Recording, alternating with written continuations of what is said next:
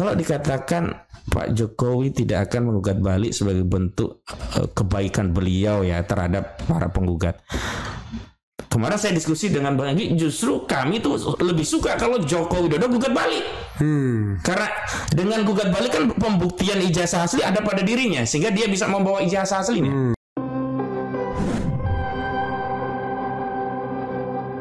Pertama yang ingin saya klarifikasi Bang, nomenklatur putusan itu bukan ditolak, tapi tidak dapat diterima. Ya. Karena putusan yang dibacakan itu bukan putusan terkait pokok perkara, tapi putusan sela. Dalam putusan sela itu memang ada eksepsi dari para tergugat ya, termasuk Jokowi dan juga beberapa pihak lain yang digugat. Di dalam eksepsi itu mereka menyatakan bahwa pengadilan tidak berwenang mengadili.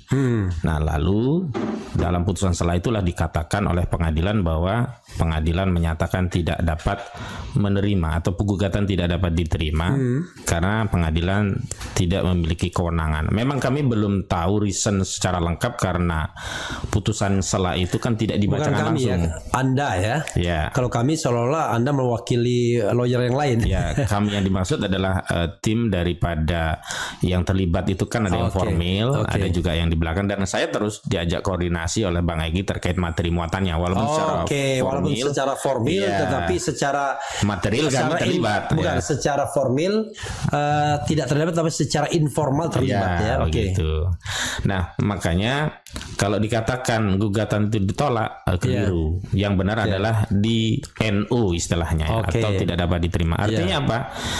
Jadi artinya perdebatan mengenai ijazah palsu itu belum pernah diperiksa oleh pengadilan.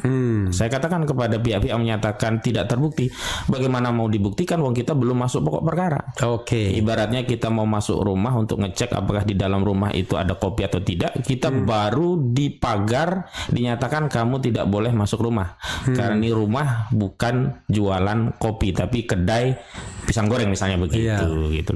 Jadi memang sampai hari ini dengan putusan itu rakyat justru masih terus bertanya-tanya sebenarnya saudara Joko Widodo itu punya ijazah asli atau tidak. Ini dalam konteks pengadilan Jakarta Pusat. Tapi kami kan mengadakan proses itu bukan hanya di Jakarta Pusat, ada juga di Pengadilan Negeri Surakarta.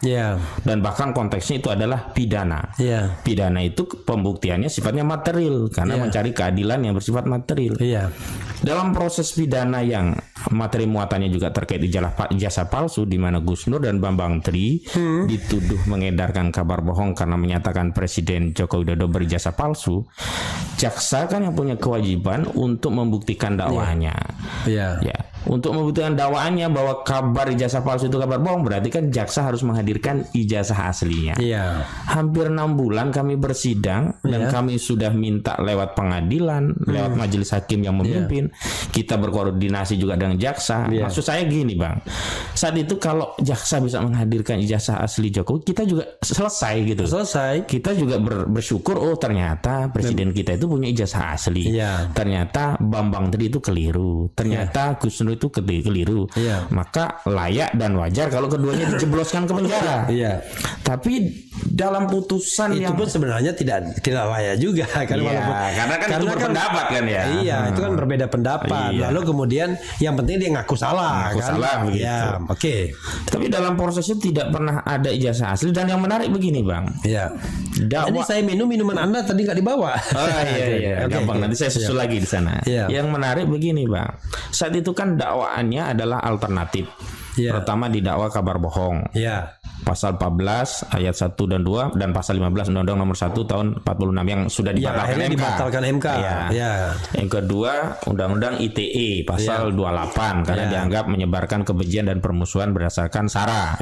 Yang ketiga dianggap melakukan penodaan agama 156 KUHP. Tadi berdasarkan sara ya, bukan berdasarkan Zainab. Bukan juga Siti Romlah dan sebagainya, bukan ya. Sara kita balik lagi. Saat itu di putusan tingkat pertama Surakarta yang divonis itu adalah 6 tahun karena dianggap terbukti kabar bohong. Iya. Dituntut maksimal 10 tahun, divonis 6 tahun. 6 tahun. Tapi di MA 4 tahun jadinya. Tapi menariknya di pengadilan tinggi, Bang. Iya. Ternyata judek faksi tingkat kedua di Pengadilan Tinggi Semarang mengoreksi putusan Pengadilan Negeri Surakarta bahwa tidak ada kabar bohong. Iya. Yang ada hanya dianggap menyebarkan kebencian berdasarkan sara. Masuk Undang-Undang ITE. Undang-Undang ITE yang terbukti. Iya. Jadi dakwaan tentang kabar bohong dianulir oleh judek faksi tingkat Pengadilan Tinggi Semarang, kemudian yang terbukti Undang-Undang ITE. Nah, kalau begitu kan konstruksi hukumnya berarti ada 2 pembuktian bahwa ijazah ini palsu. Iya. Pertama, tidak pernah muncul aslinya di proses persidangan. Yang kedua, pasal tentang kabar bohong dianulir dan tidak benar berita bohong berarti. Berarti kan tidak ada kabar bohong, yang ada hanya dianggap menyebarkan kebencian. Iya. Kalau orang mengedarkan suatu ijazah yang dianggap palsu, dianggap kebencian, subjektif sebenarnya. Tapi yang jelas tidak ada kabar bohong. Sebenarnya kebencian pun juga benar juga karena harus berbasis sara tadi. Iya, saranya di mana? Jokowi bukan suku, bukan agama, bukan ras, bukan antar golongan, apalagi. Nah, makanya kawan-kawan kenapa menggugat balik di Pengadilan Negeri Jakarta Pusat? Karena memiliki bukti. Ambil bro. Oke. Nah, gitu ya. Memiliki bukti. Apa bukti yang akan dibawa? Di antaranya adalah salinan putusan Pengadilan Negeri Surakarta yang dibatalkan oleh Pengadilan Tinggi Semarang yang dikuatkan oleh Mahkamah Agung. Apa bukti yang bisa kita ungkap dari putusan ini? Bahwa tidak ada kabar bohong. Yang pertama itu. Yang kedua, seluruh saksi yang diperiksa, ahli yang diperiksa, tidak menunjukkan yang asli. Tidak pernah menunjukkan ijazah. Ketika kami tanya, apakah Anda pernah melihat? Tidak yang menjawab. Sekarang saya bisa tanya kepada saudara Otto Hasibuan yang katanya. Otto Hasibuan saudara masih? Oh enggak sih. Rekan sejawat saja begitu. Oke. Ya, saya anggap saudara semua lah, saudara Jokowi, saudara Otto Hasibuan. Masa saya sebut musuh Otto Hasibuan kan rekan. Ya rekan begitu. Jadi kalau saya mau katakan kepada rekan advokat Otto Hasibuan, dia menyatakan bahwa ijazah Jokowi asli, saya tanya balik, apakah dia pernah melihat? Kan semua orang yang menyatakan ijazah asli Jokowi itu juga tidak pernah melihat, sebagaimana kami juga tidak pernah melihat. Karena itu sebenarnya kesempatan yang baik ini harusnya digunakan oleh tim untuk menunjukkan ijazah asli pada sebuah peradilan yang masuk ke pokok perkara. Nah, karena ini dieksepsi, jadi tidak ada kesempatan juga bagi saudara Joko Widodo untuk menghadirkan ijazah asli. Sebenarnya, Bang, ini gugatan ini kan baik. Gugatan ini memberi kesempatan kepada saudara Joko Widodo untuk mengklarifikasi di hadapan hakim pengadilan, bahkan di hadapan publik, sehingga punya nilai hukum karena di persidangan bahwa dirinya punya ijazah asli. Tapi karena ini dieksepsi, maka persoalan utama tentang ijazah asli sampai hari ini belum bisa kita katakan tidak benar atau benar. Karena belum masuk ke proses pembuktian. Makanya terhadap putusan itu ada 2 alternatif. Bisa dilakukan banding, bisa dilakukan gugatan ulang. Tapi saya lihat kawan-kawan itu berniat mau gugat ulang, Bang. Bodoh amat, pokoknya gugat ulang lagi. Gugat ulang. Karena namanya NU itu kan masih kosong-kosong. Begitu. Jadi konstruksi hukumnya begitu. Yang kedua, kalau dikatakan Pak Jokowi tidak akan menggugat balik sebagai bentuk kebaikan beliau ya terhadap para penggugat. Kemarin saya diskusi dengan Bang Egy, justru kami tuh lebih suka kalau Joko Widodo gugat balik. Karena dengan gugat balik kan pembuktian ijazah asli ada pada dirinya, sehingga dia bisa membawa ijazah aslinya. Katakanlah kalaupun ya gugatan balik itu dihukum untuk membayar sekian juta begitu kepada saudara Joko Widodo, itu lebih afdol kami membayar asal sudah menjadi jelas di hadapan kita rakyat bahwa ijazah saudara Joko Widodo ada gitu. Jadi menurut kami saudara Jokowi tidak menggugat balik itu bukan karena dia bayar, tapi dia takut karena dia tidak punya ijazah aslinya. Sebab kalau dia punya ijazah aslinya, kalau saya jadi Jokowi, saya punya ijazah asli, saya gugat balik, Bang. Jadi sebenarnya ini untuk menutupi bahwa memang ijazah asli itu tidak ada, sehingga proses berperkara itu dihentikan di pintu, di eksepsi gitu loh, Bang. Saya kembali kepada Anda baca nggak petitumnya apa aja? Karena saya menganggap petitumnya itu terlalu berlebihan dan tidak masuk wilayah kompetensi pengadilan negeri. Kalau misalnya harus mencabut mandat, harus apa gitu. Ini kan sebenarnya kalau saya bilang, Bang, hakim itu tinggal maunya apa. Kalau dia mau mengabulkan, selalu ada alasan. Misalkan petitum banyak yang nggak sesuai, ambil saja yang sesuai. Untuk petitum yang ini tidak kewenangan kami, tapi petitum yang ini ada kewenangan kami. Petitum utama kan menyatakan saudara Joko Widodo melakukan perbuatan melawan hukum. Ya, karena melakukan memalsukan ijazah. Ini kan kompensasinya ada pada pengadilan PMH. Ya, atau ex aequo et bono ya kan. Ya, dia kan bisa menggali sendiri keadilan. Begitu. Kan kalau yang penting adalah jelas ya kan bahwa saudara Jokowi memiliki ijazah asli. Sebenarnya kalau dia masuk ke pokok perkara dan di pokok perkara ada ijazah aslinya, gugatan ini nomenklaturnya ditolak, justru itu menjadi prestasi besar bagi tim hukumnya juga, juga hakim, juga Pak Jokowi. Saya ingat MK jadinya.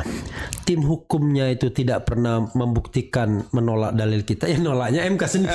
Lucu, maka saya lihat hakim MK ini kok jadi kayak lawyernya Jokowi, lawyernya Prabowo, bingung saya ini.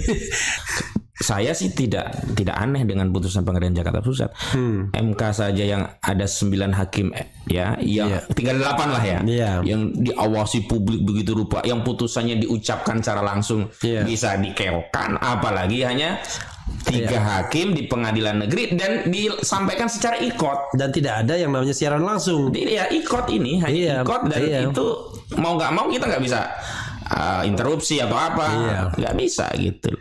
Oh, jadi nggak ada pembacaan putusan? Nggak ada. Cuma tiba-tiba keluar penetapan. Iya. Oke. Jadi putusan setelah itu dikirim lewat ikot. Nah, di situ memang tidak ada lengkapnya putusannya, tapi ada kutipannya saja, di amarnya saja begitu. Luar biasa, cari momen. Baik. Saya ingin kembali menegaskan bahwa putusan Pengadilan Negeri Jakarta Pusat yang menyatakan pengadilan tidak berwenang tidak bisa dijadikan bukti bahwa ijazah saudara Jokowi asli, atau sebaliknya juga tidak bisa memastikan bahwa ijazah Jokowi palsu. Jadi karena itu posisinya 50-50 masih ya. Karena itu perkara ijazah palsu ini masih terus akan menjadi perbincangan publik dan tentu saja mengganggu. Bukan hanya mengganggu kita generasi hari ini, tapi juga akan menjadi legacy, warisan sejarah yang memalukan bagi generasi berikutnya. Yang kedua, kalau ada ikhtiar upaya membawa perkara ini ke pengadilan, itu motifnya bukan karena kebencian, permusuhan, nggak suka, apalagi lontang-lantung, nggak ada kerjaan begitu. Justru motifnya adalah ingin memberikan kepastian, bukan hanya kepada publik, bahkan kepastian kepada presiden untuk bisa membersihkan reputasinya bahwa dirinya adalah presiden yang sah, yang memiliki ijazah. Karena di dalam ketentuan pasal 169 Undang-Undang Nomor 7 tahun 2017 tentang pemilu, salah satu syaratnya kan minimal berijazah SMA sederajat, dan tentu harus asli ijazah itu begitu. Sehingga harus dipahami bagi pendukung Pak Jokowi, ini adalah satu langkah yang bisa memberikan peluang kepada presiden untuk mengklarifikasi sekaligus membersihkan reputasinya dari isu ijazah palsu. Yang ketiga, dinamika di antara anak bangsa kalaupun berbeda, misalkan rekan Utuh Hasibuan berbeda dengan saya, itu anggap saja bagian dari dinamika anak bangsa yang biasa saja, yang punya perspektif tersendiri melihat masalah berbangsa. Mungkin kami melihat bahwa hal ini penting untuk diklarifikasi melalui sebuah peradilan, dan banyak anak bangsa yang punya pendapat yang sama. Buktinya dukungan kepada kami luar biasa, Bang, dalam kasus ijazah palsu ini, gugatan ini. Tetapi sekali lagi, kalau memang ada pendapat yang beda, ya biarkan saja dan bawa ke pengadilan. Itu memang karena kita negara hukum, kita bawa ke pengadilan. Itulah yang membedakan kami dengan Gus Nur.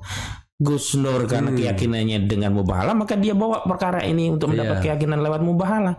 Karena kami ini adalah orang hukum dan negara kita negara hukum, maka kita bawa ke peradilan. Namun sekali lagi, justru secara material hasil pemeriksaan persidangan yang sudah sampai pada putusan pengadilan justru membuktikan saudara Joko Widodo tidak memiliki ijazah asli, yaitu dibuktikan dengan pengadilan negeri di Surakarta yang mengadili perkara Bambang Trimulyono dan Gus Nur, yang kemudian dibatalkan kabar bohongnya itu oleh pengadilan tinggi Semarang, yang tadinya ada kabar bohong dianggap tidak ada kabar bohong, dibatalkan kemudian hanya dianggap sara gitu, dan itu dikuatkan oleh Mahkamah Agung. Artinya apa? Ada dua bukti yang bisa menegaskan bahwa Jokowi tidak punya ijazah asli atau ijazahnya palsu. Yang pertama, dalam proses pemeriksaan selama 6 bulan, saksi-saksi juga dokumen tertulis tidak ada bukti yang ditunjukkan sebagai ijazah asli Jokowi. Saksi-saksi juga tidak pernah melihat ijazah asli Jokowi. Yang kedua, pasal yang dikenakan untuk menghukum Bambang Trimulyono dan Gus Dur yang sebelumnya dengan pasal 14 ayat 1 diancam 10 tahun, divonis 6 tahun, itu dibatalkan. Nah, saya kira ini yang harus menjadi pertimbangan bagi segenap rakyat Indonesia untuk melihat perkara ini. Bahwa kemudian pada akhirnya kita punya persepsi, pandangan, bahkan preferensi politik yang berbeda, ya biasa saja lah. Hari ini ada 01, 02, 03. Nah, termasuk ada yang pro dengan gugatan kami, ya kami berterima kasih. Ada yang kontra, kami juga tidak mengapa. Yang penting tadi tidak pro kontra dengan dasar ya taklid buta. Kami menggunakan argumentasi dengan bukti. Bahkan Bang, bukti ini kan pernah kami bawa ke DPR RI saat Puan meminta kalau memang mau memakzulkan Presiden Jokowi, tolong bawa bukti dan apa urgensinya. Kami sudah bawa buktinya, urgensinya agar terjadi pemilu yang jujur dan adil, sebab kalau pemilu masih dipimpin Presiden Jokowi akan terjadi abuse of power, dan terbukti abuse of power. Tapi ternyata di DPR kami kemudian tidak boleh masuk. Jadi kami kemana kalau tidak ke pengadilan, ke DPR. DPR mem-PHP, Puan Maharani mem-PHP kami. Nah, akhirnya kalaupun nanti ada gugatan lagi terkait ijazah palsu ini, ya itu memang prosedurnya begitu. Jangan dianggap karena lontang lantung desa nggak punya kerjaan. Begitu, Bang.